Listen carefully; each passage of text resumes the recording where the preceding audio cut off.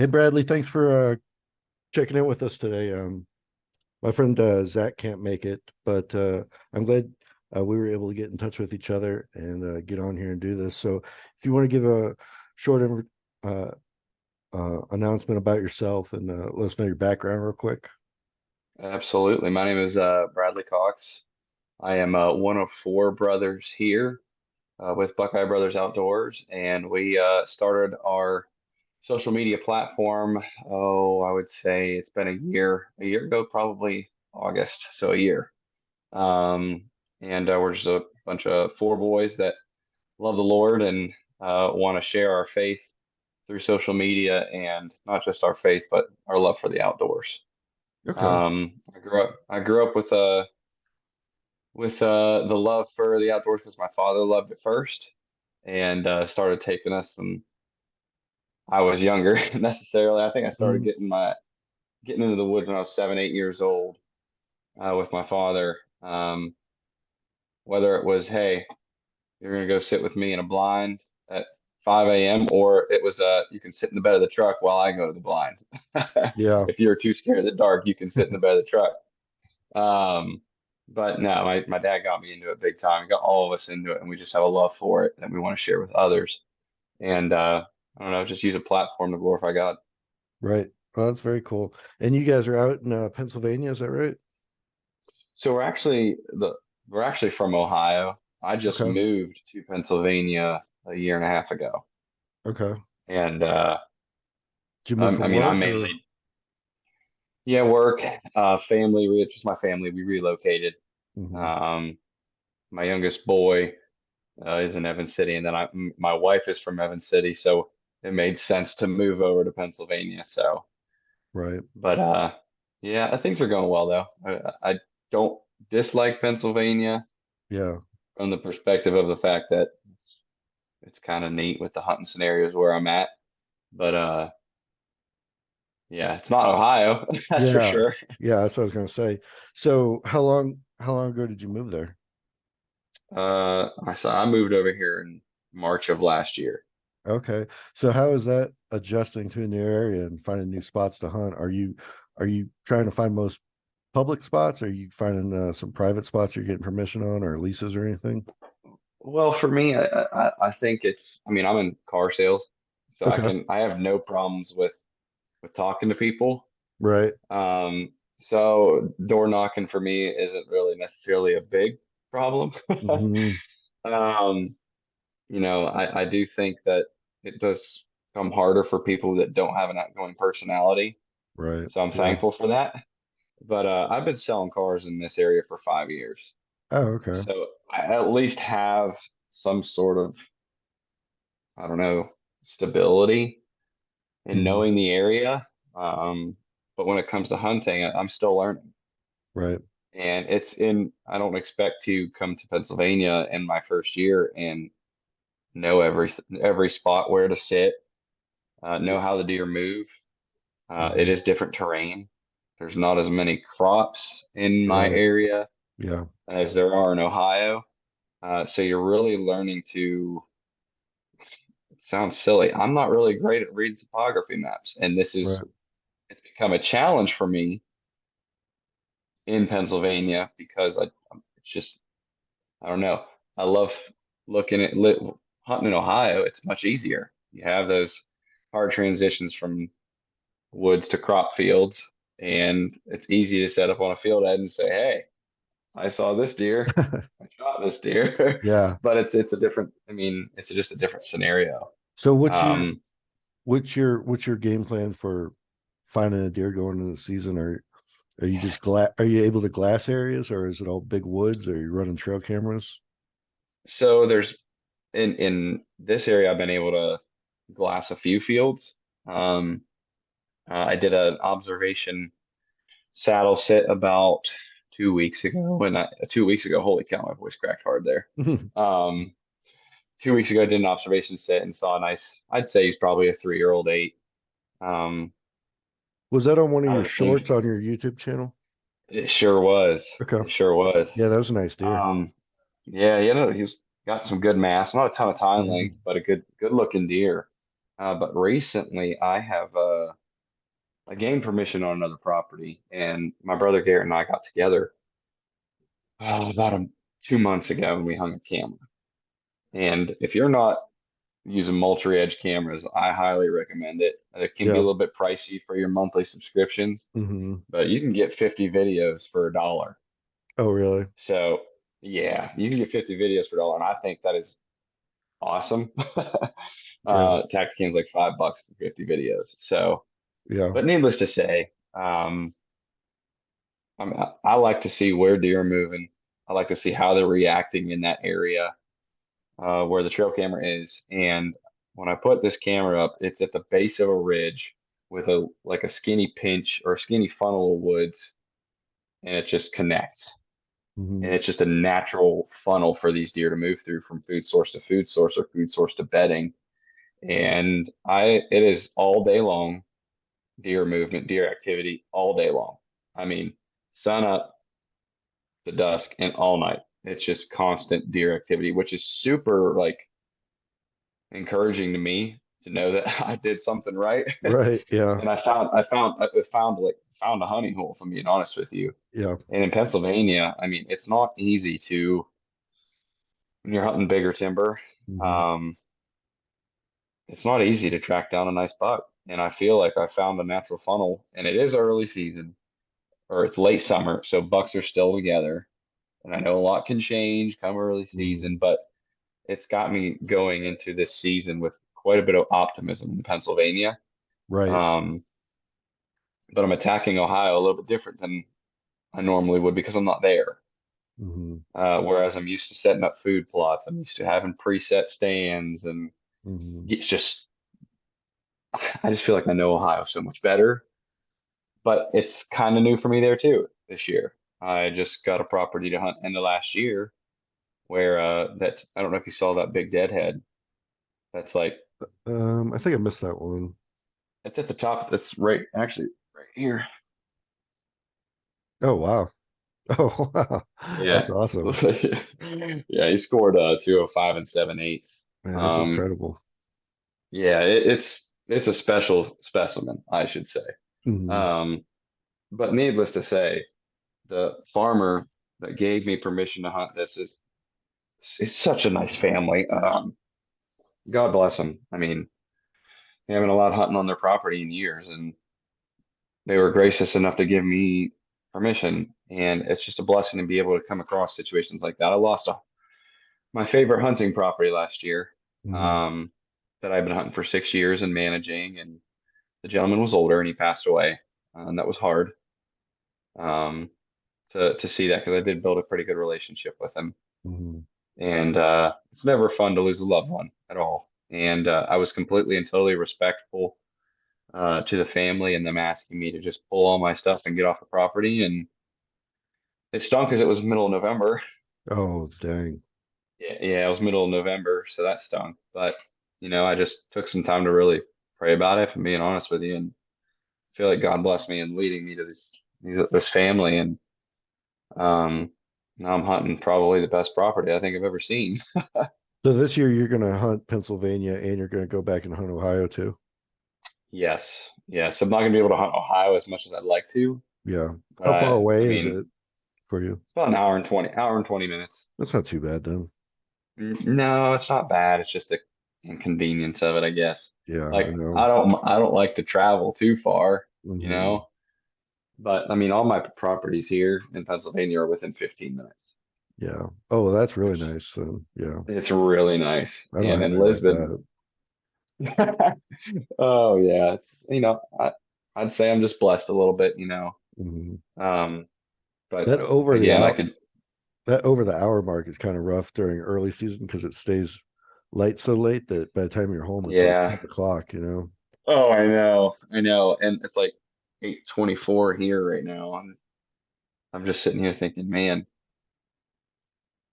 in a month and a half from now, or 2 months from now, it's going to be dark at 5:30, I know.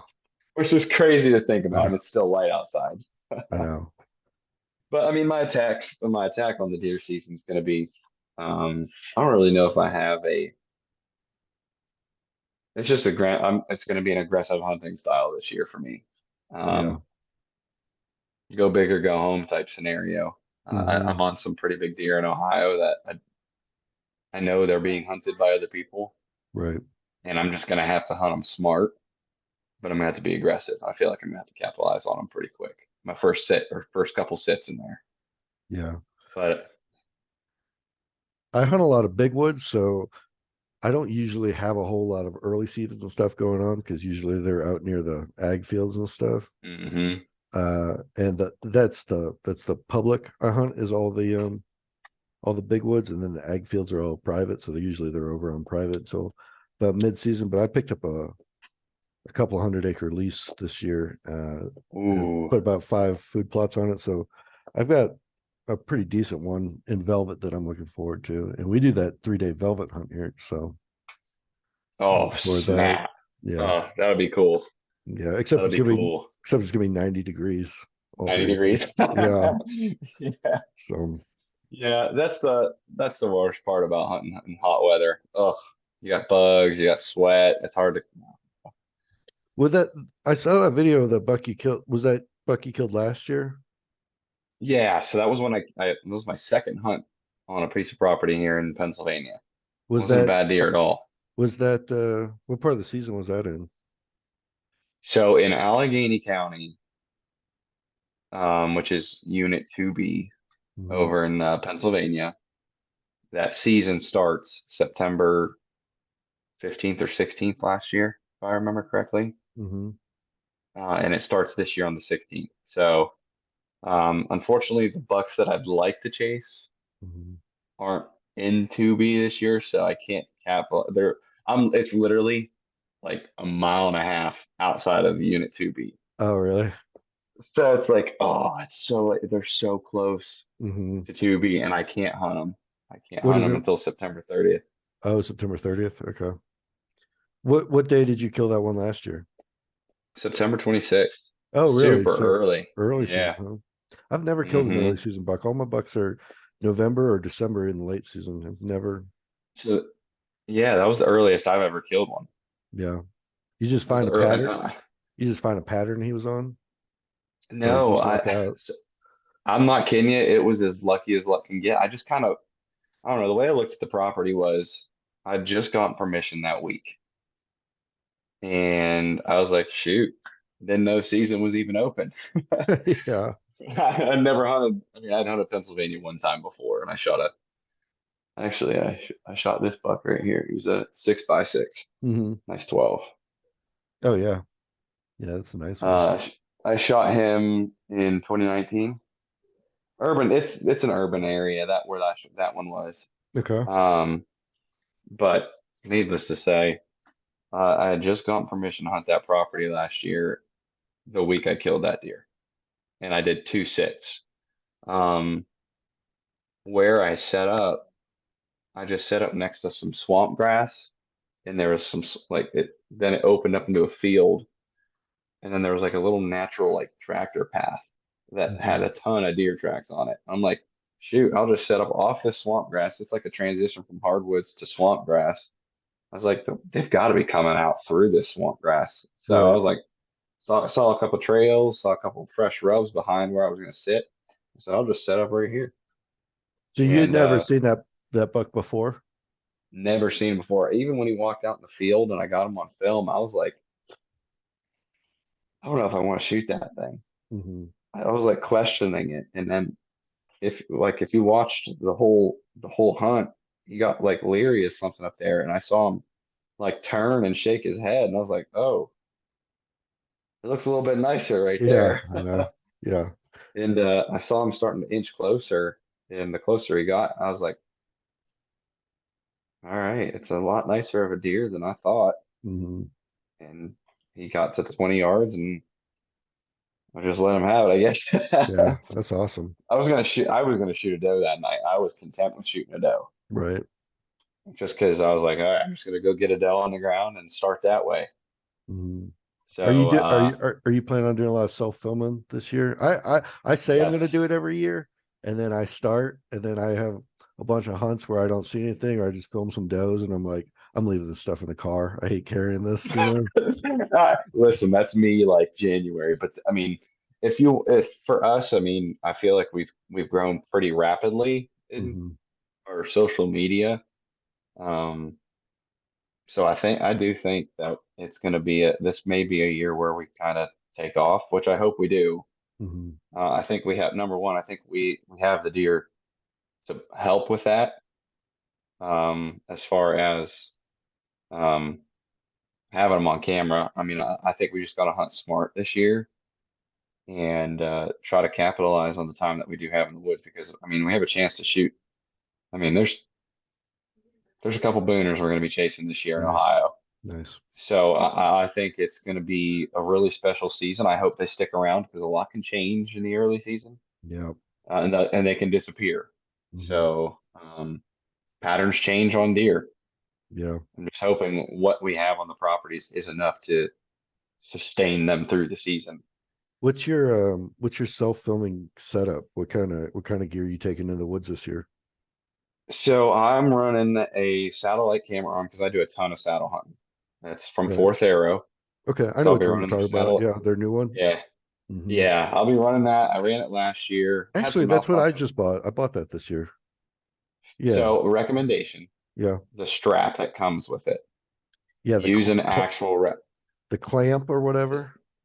use an actual strap, Really? a Okay. ratchet strap. Like a Yes, ratchet. because I lost some great content last year. I doubled up last year in Hmm. Pennsylvania on two doe, and I lost the ability to film that night because that was my first night using the satellite arm, and it Hmm. wasn't holding my camera up. It just kept slipping. Oh. So use an actual strap. Okay. I felt like we really missed some good content last year because of Okay. that That's scenario. that's good advice because you have no idea how long it even took me to figure out how to put that strap on, like get it together, get it Dude, going. listen, I struggled forever too. I was sitting on the ground. I was like, am I retarded with this? I was like, Yeah, this can't be this me hard. too. Yep, I did the same thing, man. You're not alone. I was Mm-hmm. like, why is this not grabbing like you would want it to? Yeah. So use an actual strap. Yeah. Doesn't have to be anything huge. I actually took one of my old straps that I had from an old tree stand that was they're not dry rotted, Hmm. but they're just old straps. And I was like, shoot, I'll just use this. I cut it. So now I'm not having a ton of extra strap hanging off. Hmm. And no, that's my strap for my camera arm. Now I wonder if like a climbing stick one will work, or do you think it needs a ratchet? I think it needs to ratchet Okay. because it says you should be hold that camera arm is only good for like cameras that are 5 pounds or less or whatever. Right. Use a strap. Hmm. Promise. My camera wasn't 5 pounds. It was still tilting. Gotcha. And you're running a real video camera this year? So I don't have it down here. I'm actually running a 4K mirrorless camera. Okay, cool. Um, it's a Nikon Z30, Hmm. and it's not one of your normal camcorders. It's an actual camera. You have to turn the lens. Right. So Yeah. I'm a little nervous about that, Hmm. but at the same time, I think it's really gonna up the game with some content. Yeah. Um, They'll so produce some I'm nice kind of pictures and videos and stuff too. it well, yeah, it's a really nice camera. Hmm. Um, and I think it's really helped our content too, having good quality content. Right. Um, but I mean, for the most part though, satellite camera arm and Nikon Z30. I did buy a GoPro Hero 11, Hmm. contemplating selling it just because I'm like, do I want to buy the extra batteries for it? Right. Because those batteries die in like 10 minutes. Yeah. My problem is that like the stuff was getting heavy and I don't want to carry it. So this year I had a free upgrade for my phone. So I went and bought one of the new 14 Pro Max ones. And then I Hmm. don't know if you've ever seen it, but Beast Grip makes like a case for them that you can screw like a telescopic lens on the front and then add an adjustable microphone to the out of Whoa. them. And then I'm just gonna put that on that camera arm, like you Heck said. yeah. And I'm just gonna use that. And I can Heck just put a yeah. phone in my pocket or That'd something, be you know. sick. Yeah. Yeah, that'd be sick. Yeah, we'll see how it goes, but they're doing Oh, pretty good with let camera me know. technology. Yes, Yeah, they are. I just don't think it'll zoom that much, but I don't really hunt a whole lot of big open areas. So I was just gonna say, I mean, if you're looking to have a ton of close encounters, I think it'll work just fine. Yeah. That's kind of like I always question whether I really want to carry my binos into there because I've got a rangefinder and the rangefinder is like 7 plus, zoom. Uh, but I end up carrying my binos and then I'll hunt a spot that I can only see like 30 yards. You know what I mean? So, Yeah, no, me too. That's how it always goes. mhm. You shooting any 3D or any target stuff this year? So I had never shot 3D Hmm. up until last weekend. Oh, really? And yeah, we did an event in Massachusetts. It was called Hunt Stock. Hmm. Such an awesome experience where we got to set up a booth. Um, Oh, really? and have yeah, it was a blast. Oh my word. Just getting to meet so many different people What was that and called? Hunt Stock. Okay. My buddy Pat uh, organized it all, and it was just incredible. I mean, there were probably 50 booths set up and a big stage and a barn. Cool. Um, and it was just fun. It was fun. I did a 3D course there, and Hmm. I was having some issues with my bow, and my nock point was my serving string was slipping. There was Oh, a really? space, and my nock point was moved, and my brother Garrett beat me on the first half. I'll give him credit. He beat me on the first 10, and then on the second 10, I whooped him when I got my serving Oh, that's string good. fixed. Yeah, it was fun. It Yeah. was nice to have a little competitive side to with your brother. Yeah, I got into doing 3D a few years ago, and I ended up buying a TRX, a target bow, one of the Matthews ones. Um, Yep. but then I always have a struggle with myself, like if I'm going out to shoot 3D, isn't this really just practice for hunting? Like, shouldn't I just be taking my Yeah, hunting I bow with know. me? You know? That's what I did. Yeah, I don't have a target bow. yeah, I just shoot my same bow with my hunting arrow and let's yeah, go. yeah. Well, I mean that makes sense because you're out there shooting fake animals to put yourself in different situations and stuff. You know what I mean? So, 100%. so, 100%. Believe it or so, not, I do know people that just they don't hunt. They just mhm. shoot target. Yeah, yeah. I kind of like hunting because it has that end goal of like if you like sacrifice during the whole season, like you might end up with like a good deer or something like that. Hmm. I don't get the same satisfaction from just shooting my bow. You know what I mean? Right. Yeah. Yeah, no, I get that. I It's kind get of like that. it's kind of like people that like hiking too. Like people like to just hike. Like to me, there has to be like a goal at the end of it. You know what I mean? Yeah. Yeah. See, hiking and camping go hand in hand with me. If I ain't camping, I ain't hiking. Yeah. So are you hunting any public this year or you're hunting your private that you Um, pick up? I mean, if I'm being honest with you, Hmm. the property that I have in Pennsylvania is pretty much like public land. Yeah. I mean, it is a produce farm, and Hmm. the guy says, I don't care what you shoot. I don't care how many you shoot, just shoot them all. Oh, really? Because his sweet corn fields are getting destroyed, Hmm. zucchinis, I mean, tomatoes, peppers. I mean, it's 250 acres of produce fields, Hmm. and he wants all the deer killed. Do you guys have any sort of I think in Tennessee we call it hunters for the hungry, like where you can go down in situations like that and donate Yep. the meat Yes. for So that. free. All right. I guess I can spill the beans a little bit. We got something like that lined up for the first weekend of hunting. Oh, really? So I have a group of guys from social media. We're all kind of coming together, Hmm. and we're gonna just have a doe fest. Shoot as many does as we can. And if a legal box walks out, shoot it. I Hmm. don't care. But it's literally just an all-out doe fest. We're gonna shoot as many. I'm hoping to get double digits. Um, because I mean there is a lot there. Right. There's a Yeah. lot of deer there. Mm. And I think double digits is not out of question. Hmm. So I think it's Yeah. gonna be fun, and that's kind of something that I was in the works. So that's pretty cool Yeah. that you brought that up. Yeah. Yeah, in Tennessee they're pretty good about it.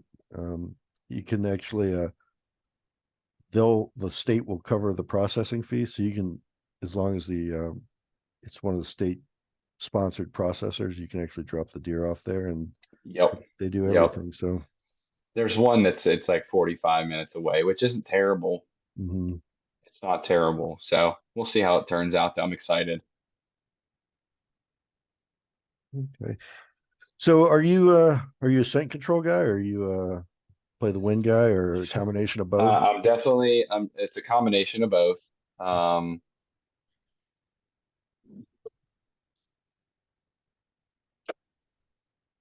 this is what I help with some scent control. I do get ultra aggressive sometimes. I am a big fan of hunting the wind, and you have to hunt it smart. Hmm. And I also take thermals into consideration too, Yeah. which I'm going to be taking thermals into consideration. Let me rephrase that. I'm going to be taking thermals into consideration a little bit more this year than I had in times past. Hmm. Um, and this is the ozonics. A lot of times people promote things just because it's got a big name. But this truthfully helps with your scent control. If your Yeah. wind switches, um, the ozone essentially just sends and meets with particles of parent. I don't know how to explain it, Hmm. but it does it make deer stay? No, it doesn't always make deer stay, but I do believe it doesn't make them blow because they really don't know what it is. Right. Because that scent mixes with the ozone and it just like eliminates it almost. It's Hmm. weird. I don't know how Yeah. it does it, but it does it. Yeah. I'm a wind guy myself, but I do something very similar where I watched some videos on YouTube on making your own ozone tubs, and Hmm. then I take two that I made and I just leave them in my truck, and I just plug them into my truck, and when I'm on away somewhere, I just Yep. turn the ozone generators on, and then Yep. I've actually noticed a difference from the days that I use the ozone generator, and the days that I just put the clothes on in my house and just drive to my hunting spot. Where I Yep. And not being a scent control guy, I have noticed that you can get away with a little bit more with the ozone stuff. Like they'll kind of Sorry, I know. was getting a. No, that's okay. I've noticed that you can get away with a little bit more with the ozone stuff, because it's kind of like, even if they'll get downwind of me and they'll sniff and they'll look for me, but then they just like can't find me, and they just kind of go back what they're doing Mhm. for a while. Is that kind of what you're noticing? Yes. Yes. Mhm. It's, let's see, like I'll use this as an example. My cousin Matt was sitting in a property with his ozone and he knew there was a deer behind him. He knew it. And it was just the deer was locked up.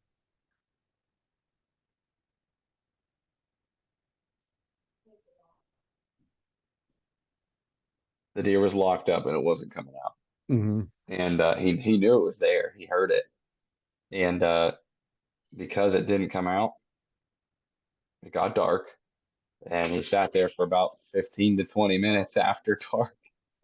And he finally had to shut it. Oh, really?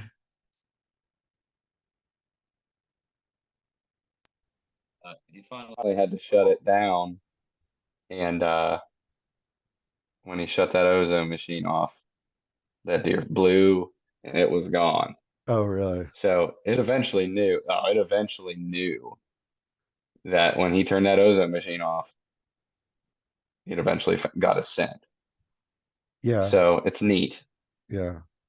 I like listen to a lot of podcasts where people have people that work with like military or police dogs and stuff. And it Hmm. seems like they're all in agreement that the only thing that's really not tricking their nose, but just dilutes it, is kind of that ozone stuff. And I think what they're saying is they can still smell you, but the amount of you that's there, they think that you were there like 12 hours ago. You know what I mean? Hmm. Or like earlier Hmm. in the day, and that you're not there any longer or something like that, you know? Right. See, and I even ozone all my stuff in my scent lock bag. Yeah. Like before, I have the same exact thing for my truck. Hmm. That I put that ozone thing in my cigarette lighter and let it do its thing. Hmm. Um, but I mean, scent control is huge. Hmm. Um, but I think wind control is even more important. Yeah. I like to Um, if you can combine both of them. Yeah. yes, I yeah, do the scent controlling, control. Scent control is just like an oh shit kind of moment. You know what I mean? Like Buck just yeah, comes in from yeah, a direction you're not expecting it. Which is most yes. of the time. I always That's usually how it goes. I always think I know exactly where they're coming from and then where they're going to go, and then it's 180 degrees out for some reason. Yep, yep, Mhm. 100% every time. Like I was set up on a hill one time, not on a hill, but it was like in the base of this ridge, and on the top of this ridge was an oak flat, and I just set up.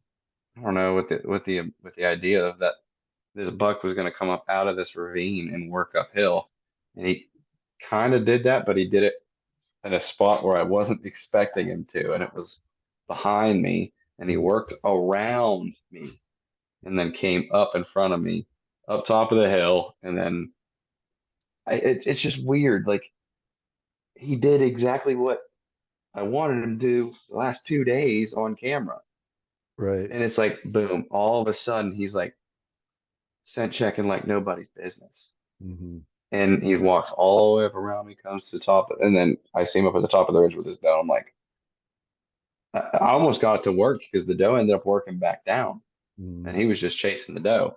But it was just so odd how they all went like it. A lot of times it doesn't go exactly as planned, and Right. it's so intriguing watching mature deer in their element and trying to figure out why they're doing what they're doing. I think that's like the biggest thing. It's so confusing sometimes. Like, why did they do what they do? It's so frustrating. But when you sit back and you think about it after the hunt's all over, you're like, man, it kind of makes sense. They don't Yeah. get that big by being dumb, you know? I know.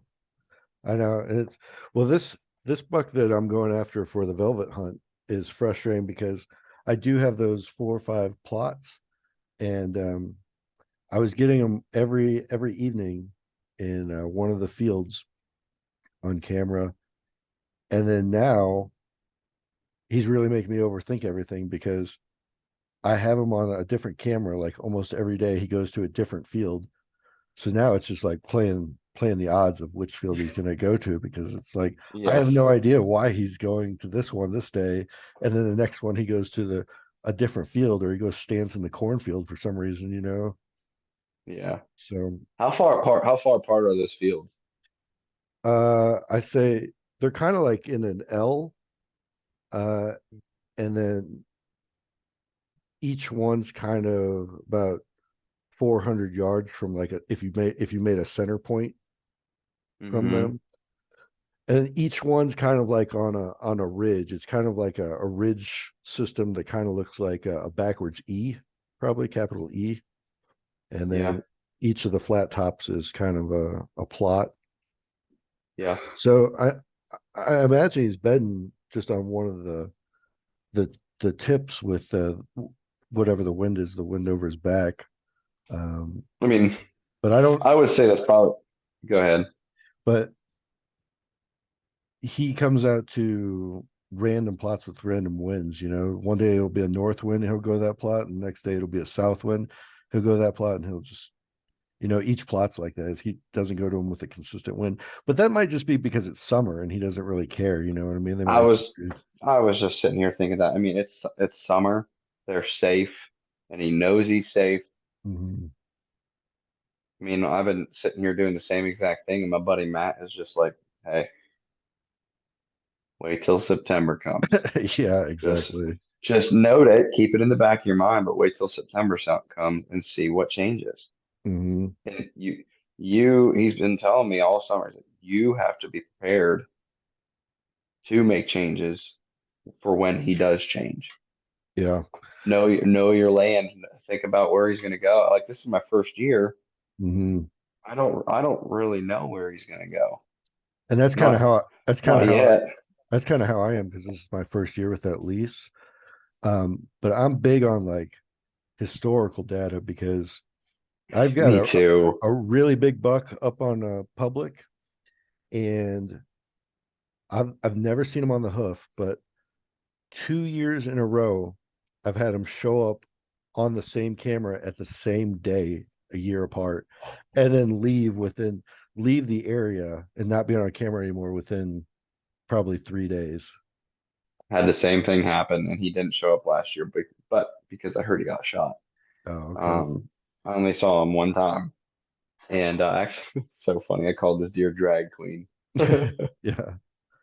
He had eyebrows uh on his face that were just thick, like looked like they were painted on. Thick black eyebrows and looked like they were painted on there. It was so funny. Yeah. Um, but I had seen him once, and I knew once I had him on camera, I had 1 week. Yeah. I Then he had was, 1 week, and he was gone. I never saw him again. it's got to be a group And of does coming into estrus in that area, you think? they have to be, yeah, they have to be.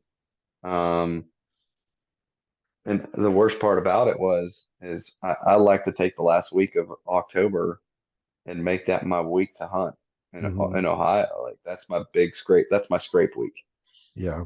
And it ended up, unfortunately, he showed up like October 20th or Yeah. 19th Hmm. at 11 a.m.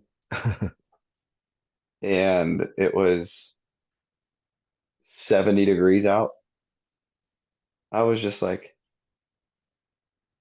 what is this deer doing Yeah. at 11 a.m. and it's 70 degrees out? Hmm. And it's I just couldn't put the pieces together. And I got in there that weekend. I had an encounter with him in a pouring down rain. When I say it was pouring, which by the way is my favorite time to hunt when Yeah. it's raining. Oh, yeah. It's one of my favorite times to hunt, and it's because I feel like you can get ultra aggressive. Hmm. You're taking a couple of their their senses away. Their Hmm. hearing and their smell. Hmm. That's like two huge things that they live off of and survive off of is their smell and them being like I mean, they can hear a pin drop. It's so stupid sometimes what they hear. Hmm. But you got rain fall off the trees and you're walking through the woods. They ain't hearing you unless you're just being obnoxious. Right. Yeah. Um, and then their scent. I mean, that rain is constantly washing that scent away. Now, So, I mean, it's, I on my cameras, I get the most action at the typical times, the morning and the evenings and stuff. But I find like in season, the majority of the bucks that I've actually shot have all been at some weird time. Like I shot my yeah. biggest buck at 12:30 in the afternoon one day. That's the biggest one I've ever killed. It was like a 165 that just Oh came my into gosh. came Yeah. into came into me rattling at 12:30 Hmm. in the afternoon. Hmm. And Yeah. this buck I killed last year, I think 3:30, something like that. 3:30, just following a doe. My So gosh. I hardly ever have that traditional dawn or dusk where it actually happens. I've never shot a deer, a buck in the morning. Yeah. I've never shot a buck in the morning. Um, one. I mean, yeah, one. That was like I will say that I have a velvet buck on the wall. Hmm. He's like 140s. I shot him back in 2013, and that was like 11 o'clock Right. during shotgun season. Hmm. Um, but I think it was just because it was raining, Right. and I think he got bummed. I don't think he Oh, that just could be. I, I don't think it was natural movement. Um, that one was a 4 o'clock, but there's an 8 point on the left side right Hmm. here that I shot. what was that? 4 o'clock on a Sunday, 3 o'clock on a Sunday, something like that. Mhm. Did I see in did I see in one of your can you hear me? Can you Hate to hear me? cut you off. My mom has called me 4 times. I should probably take this call. Okay, no problem. Let's just I'm so sorry. no, that's okay. Hey, let's we're at long enough anyway. You want to just give a shout out to where people can find you? Absolutely. Again, we're Buckeye Brothers Outdoors on Instagram, YouTube, Facebook, and TikTok. So I appreciate you I'm so sorry. This No, isn't typically how I would like to end a podcast. hey, no But problem. my But mom's called me 4 times. I want to make sure she's okay. yeah, that's no issue. But we'll jump back on a few times throughout the season and see how things are going. Let's Okay. do it. Let's check in. I'm excited. I hope you have Okay. a great year. You too, man. Let's get after it. Yes, sir. Have a good one. All right. Have a good night. See ya.